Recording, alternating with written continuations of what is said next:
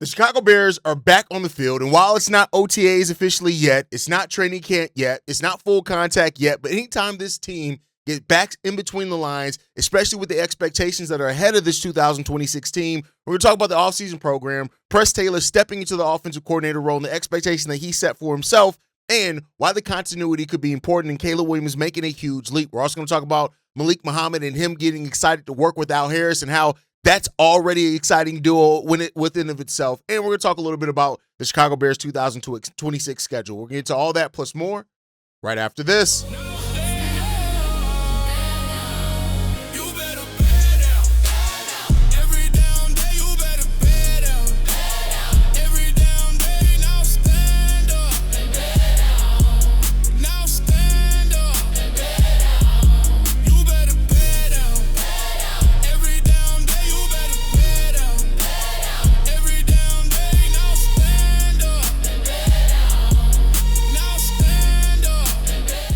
What's going on, Bears fans? Welcome to another episode of Chicago Bears Central, your number one spot for everything Chicago Bears related. I'm the host there, Haize, but more importantly, you guys can follow the channel at Chi Bears Central on every social media platform we happen to be on. With that said, let's go and get into this content for today, y'all. And the Chicago Bears are back on the football field. Phase 2 of the offseason program does begin for the Chicago Bears, which means that it's going to be individual and group drills are underway right now for the Chicago Bears. There's no live contact. There's not going to be that for a while, but I do think this is where some of the chemistry, the development, that stuff starts getting done. We've already had glimpses from wide receivers, running backs, and Coby Bryant as well in regards to that. And those are important groups, right? When you look at the wide receiver group and how Ben Johnson laid out the expectations about being better, about catching the passes and not having as many drops, we know that that's a really big thing that we're going to look for early in the season, even in preseason, is do we get the drops underway, right? And what that means for the development, not only of Caleb Williams and the wide receivers, but how this offense can really progress and make that next step to be a truly elite offense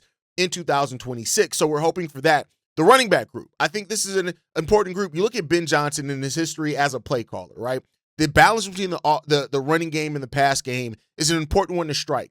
As his time went on in Detroit, he had more balance between pass and run. And we saw that in one season in Chicago as well, where we started being a run-heavy team in regards to it. And that was really the backbone. And for many people, I think sometimes when we kind of got away from what the Bears did really well, that's when we got away from running the ball consistently.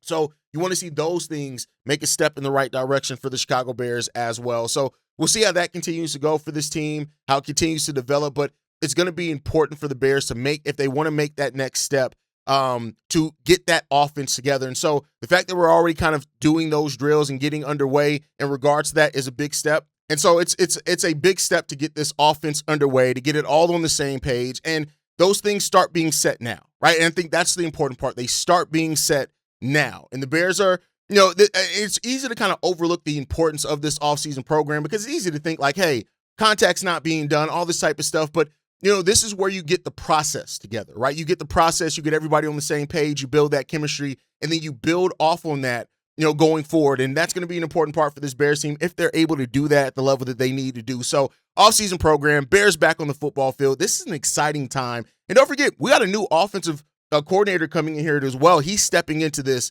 And, here's the thing. We got some quotes in regards from Press Taylor. Now that the Bears are back on the field and all that type of stuff, we got some quotes in regards to that. And you see that what you're getting from Press Taylor here is that he didn't necessarily expect to be into this role of offensive coordinator, but he's ready for it, right? He said this: it wasn't something I came here ever thinking I was going to become the offensive coordinator. It was just, I'm going to come here and do everything I can to help the Bears win. Ben Johnson about Press Taylor went on to say this: he's extremely smart. He's the most organized coach I've ever been around at this level. He's got libraries of plays. He knows when we're going against this defensive coordinator, we can go to this little section that he's already got labeled for that guy and that particular scheme and the things that have given them issues in the past. And that gives us a good starting point each and every week of where we can start with the game plan. So I feel really good about the transition. He was natural in our front in front of the room. The opportunities that he got last year, he's been a coordinator before, so that helps. That experience really helps, and he's got the respect of the coaching staff as well. So Press Taylor, while Ben Johnson is the play caller, and we all know that, right? We're not to take away from Ben Johnson. He's the one calling plays, all that. We know that, right? But I think that it's easy to kind of overlook what the still importance of the offensive coordinator is, even when your head coach is the offensive play caller, because, as Ben Johnson just laid out there, this is the guy that looks ahead. This is the guy that helps prepare you. This is the guy that, says, hey, listen, this is the tendencies of this defensive coordinator that we're going against. And that's not something that you can easily overlook in regards to that as well. So I think when you look at Press Taylor and his role for getting this team together and getting Ben Johnson all the information that he needs to get ready with it, it brings a competitive edge for the Chicago Bears. And that's also something that we're going to have in regards to that. The coaching philosophies of this team is really the thing that is going to separate and provide a separation from this team over what we did last year and how we progress forward next year. We talked a lot about, scheme, getting players to fit within the scheme, but then also you have to understand, the preparation that has to go into every single game. And this is what this part of the process starts for the Chicago Bears. This offseason program is an important part of that. And when you have a guy like Press Taylor stepping into a new role and a plan for all of that, there's big expectations all over this team. And, we talk about the expectations of Caleb and we talk about the expectations of the wide receiver room, but as a whole, this coaching staff as well, they put a lot of onus on themselves because, while we made improvements, make no mistake about it, we've made some improvements as a team. We didn't make the big splash moves. So that means that, and Ben Johnson has said this, we're going to do a better job coaching. And what that means is that the coaches are putting a lot on them to help this team progress and get to that next stage that they need to get to. They are looking at what they can do to help this team prepare, what they can do to develop players better, what they can do to put players in a better position. And so now with Press Taylor stepping into that OC role, and, Ben Johnson saying that Press Taylor checked every single box that they needed him to check, the organization, the play library, the scheme knowledge, all that type of stuff, the continuity in this is important for Caleb Williams in his year 3 development, right? We already talked about Caleb Williams' franchise record passing season. He had a great season last year statistically, right? But I think when you look at it, the Bears they did a good job at protecting the ball, and that's a good part in it as well. But I think when you look at, Press Taylor and Ben Johnson's staff, to continue pushing the creativity for this team is going to be a big part. So when you hear about Caleb Williams and Ben Johnson and the competitive connection that those two guys have, that's what this team is built off of, right? The relationship between the head coach and your quarterback, your franchise quarterback, is hugely important. We saw that Matt Eberflus didn't understand the importance of that, and I hate to continue to bring up his name. We're removed from him being a factor for this team, but with the same thing, he didn't understand it. Ben Johnson understood that right away. And Ben Johnson understands the responsibility of putting expectations on because it could have been very easy to say, listen, we won a playoff game last year. Let's go. But Ben Johnson's not satisfied. And Caleb Williams, if I keep saying this, if Caleb is the quarterback that he says that he wants to become, the quarterback that he sees himself as being, being in a position to where you can't rest on your laurels. There's nothing, you can't afford to have a season where you don't take another step forward until you get to that ultimate goal. And even I would say after that, you have to continue to find refinement in your game. And Ben Johnson, Press Taylor, the offense overall, they are going to continue adding that refinement to Caleb Williams' game. And so I tell you what, year 3 for Caleb Williams, we saw a leap last year and we saw a step in the right direction last year. Get that completion percentage up between you and your wide receivers drops. And then the schematic, like another year in Ben Johnson's scheme. And the thing about Ben Johnson that he does, as he learns players' tendencies, as he learns what players are capable of, as he pushes them to do more outside of their comfort zone, and all these things continue to develop, that's where you start seeing the team take a step forward. And so we'll see how that's going to continue to develop for this team. Overall, I'll say this, man. I'm really excited about this. And, this is a culmination of everything that we went from when we got eliminated in the playoffs last year to where we are now. Everything has been a culmination up until this point until we take that football field for the Chicago Bears and, continue to find our quote unquote secret sauce, right? One thing that Press Taylor talked about is the urgency and aggressiveness that this team is going to play with this year. And I tell you what, I can't wait to see it. And by creativity, I want to be clear here. When I say creativity in the offense, I don't mean trick plays. I mean in how you scheme things, actual intention. Trick plays are great. And we're going to see some of that. We know that we're going to see that under Ben Johnson's office. There's no ifs, ands, or buts about that. We're going to see some of that trickery in there, right? I do think that's part of it. But I think when you look at the building of actual game plans, right, and why this offense, I think that last year was just the proof of concept of what we can do in Ben Johnson's offense when we have the right pieces and we execute in a decent enough way. I'll say this. I can't even say that the Chicago Bears executed throughout the entirety of the season in the way that you need to, because again, so much of our wins, we had to be the cardiac Bears to do so. Now you want to see a more consistent offense and make that next step up for this team. And I think that Ben Johnson has some shit. He got some shit there. And we're going to see how that all comes out. But let me know what you guys think on this. I know I focused a lot on the offense. That's really what, this offseason program right now is about. But, we'll talk about the defense as we go on. But this offense, with everything here, all the weapons that we have for all that type of stuff, even the fact that we drafted tight end, got a center in here, to see that continued development from this offense is going to be a really big part. And let's see what we're going to do. But let's flip it and talk a little bit about the defense, right? I want to talk about Malik Muhammad. And I know I've talked a lot about Malik Muhammad since the draft. He's one of the players in the draft that I'm really the most excited about, because when you look at his tape in college, that you see that there's potential of a lockdown corner in that. And I tell you what, I told y'all, I'm a defense guy. I was a running back, but outside of that, I love watching a dominant defense, especially when it's a dominant Chicago Bears defense. But Malik Muhammad talked a little bit about working with Al Harris, and he said this: "I'm super familiar. My coach actually knows him. My DC in high school actually knows him too. He talked a lot about him. Then just knowing his history, his history of corners he has coached before and how he has played, I know I've got a great coach, and that's what I can say. I know I'm coming into a great situation." Now, we all know that a lot of people made things about Malik Muhammad and his reaction to being drafted, the lack of a reaction there when it came down to it. But Malik Muhammad, despite like everything that you're hearing with the Bears reaching on certain picks and all of that, Malik Muhammad is a great value pick for the Chicago Bears. And, when you look at what he has with his speed, and how the Chicago Bears have highlighted speed being a part of what they wanted to add to this defense. They did it with Dylan Thieneman. They did it with Coby Bryant. They did it with Devin Bush. They did it again with Malik Muhammad as well, right? A 4.42 40-yard dash speed, in the scouting combine is huge. But all the speed in the world does not matter if you don't have skill in regards to that as well. And when you watch Malik Muhammad, in the way that he battles with wide receivers, the way that he throws them off their game, the way he gets in that hip pocket as well, those are all important things for this team. So I think that Malik is walking into a situation where he's going to be able to compete with Terrell Smith and Tyreek Stevenson. He's going to be able to compete with those guys. And I think, even if those guys end up winning, one of those guys end up winning the starting CB2 role because of them just familiarity in the system, and they're veterans at this point as well. Don't overlook Malik Muhammad, and watch how his snap count and how he's used over the course of the season as well. But if there's anybody who's going to maximize on the potential of Malik Muhammad, that is Al Harris. We've talked about how Al Harris intentionally coaches, cornerbacks, and how he's guided the development of these guys, and how, him being a former player himself as well, right? And so Al Harris is one of the reasons to believe, like, when you look at Malik Muhammad, he gets to work with a guy like Al Harris, and Al Harris is going to push him from day one. He's going to push him in day one, whether it's OTAs, rookie mini camps, offseason program.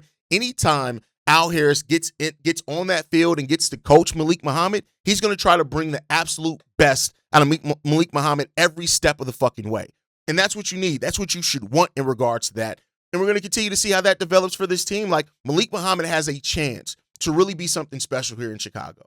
And I really do believe that. That's not just me saying it because he's a Chicago Bear. When you look at this guy's tape, like I said, go and look at the actual tape, not just highlights. Highlights and tape are very different things.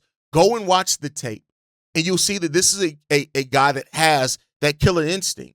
And that's something that, for the Chicago Bears, we know the affection that we have for players that play with an edge. Malik Muhammad gives a damn. He gives a damn about shutting down corners. He gets a damn about when somebody gets a catch on him. He gives a damn about all of that. I think he allowed, it's off the top of my head, I don't have my research paper in front of me, but I believe he allowed like a 58 QB rating when he was targeted. And so that's something that you just can't overlook in regards to that. Like, he is going to be somebody that's able to really, that as he develops, right? I'm not saying put all this on him in year one. We know how rookie corners are picked on, right? We know that. So even if he were to win the starting position, for example, it's going to be a trial by fire. They're going to pick on him very early on, and how he responds and reacts to that with the type of mindset that he has and the coach that he has in an Al Harris.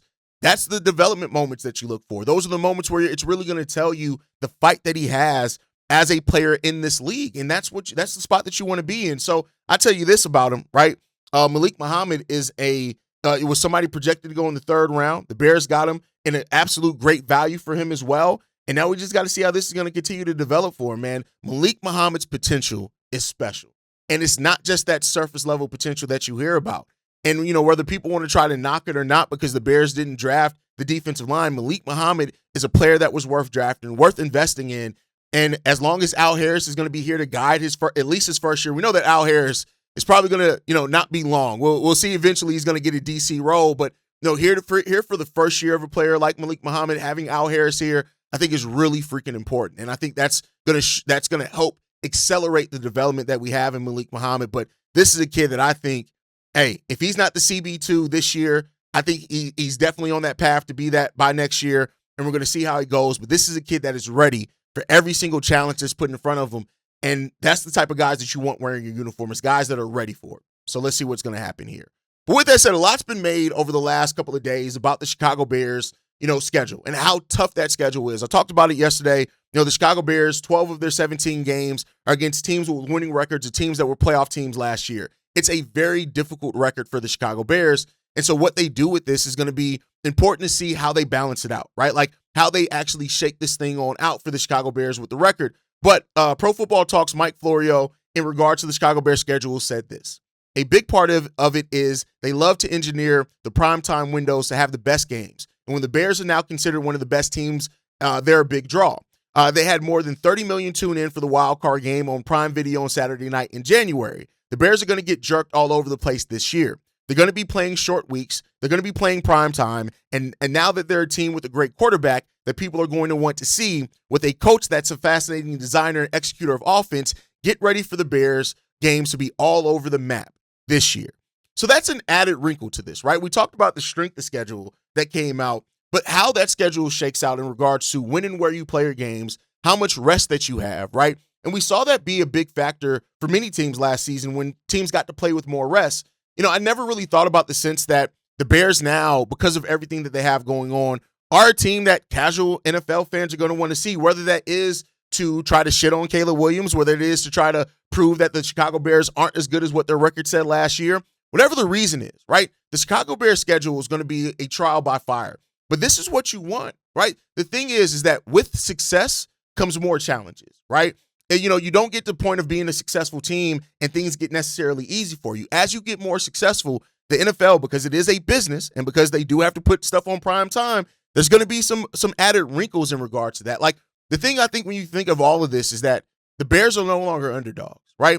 The comeback Bears, the cardiac Bears, whatever you want to call them, they're no longer underdogs in regards to that. You have 12 games against quality opponents that look like, at least on paper, right? Now, as the season goes on, injuries can change things and stuff like that. There's always going to be a team that's predicted to be a preseason darling that ends up, maybe just being okay.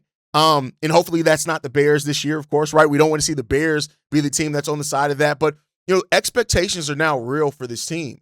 And, while I talk a lot about the national media and the doubt around the Chicago Bears and how much hate is around the Chicago Bears in regards to stuff like that. The reality of it is that I want this, right? And I think every Bears fan should want this challenge for this team because nothing comes easy. If you sit in the place of things just being easy, it's always going to be a question on how good are you really? The Bears having the schedule that they have this year, the third or fourth toughest schedule in sixth. I always like be mathing.